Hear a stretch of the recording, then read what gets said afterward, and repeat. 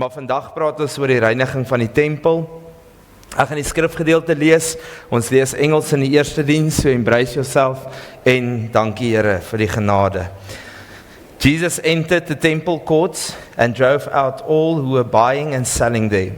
He overturned the tables of the money changers and the benches of those selling doves. It is written, he said to them, my house will be called a house of prayer, but you are making it a den of robbers. Nou wat ons altyd dink, en ek onthou 'n geleentheid waarby ons die koffiekamer in 'n koffiewinkel wou omskep. En die kerkraad het teen dit besluit, want hulle was bang, die Here kom gooi ons tafels om hierso op 'n Sondag, omdat ons handel dryf in die huis van die Here. Hierdie skrif gaan nie oor dit nie.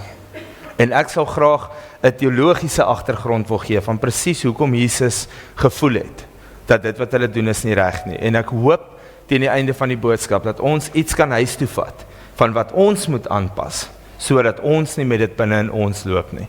Nou wat gebeur het was, die Jode het almal gekom vir sensus, hulle het gereeld opgekom, of hulle het vir die Pasga opgekom. Wanneer hulle opkom na die tempel toe, mag hulle nie die muntstuk van die Romeinse Ryk gebruik het nie. Nou, Caesar Tiberius was die een wie se gesig op die muntstuk was. Maar dit was die mees suiwerste silwer wat onder al die geldeenhede, daar was 3 verskillende geldeenhede waarmee hulle gefunksioneer het. Nou die Jode het nie met daardie geld gefunksioneer nie, want die skrif sê in Exodus 20, dat jy mag nie 'n ander persoon of God in 'n beeld uitmaak of uitdruk nie.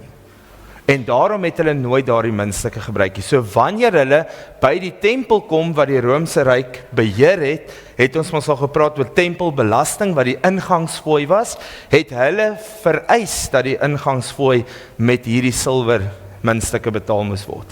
En dus het daar mense buitekant die tempel gesit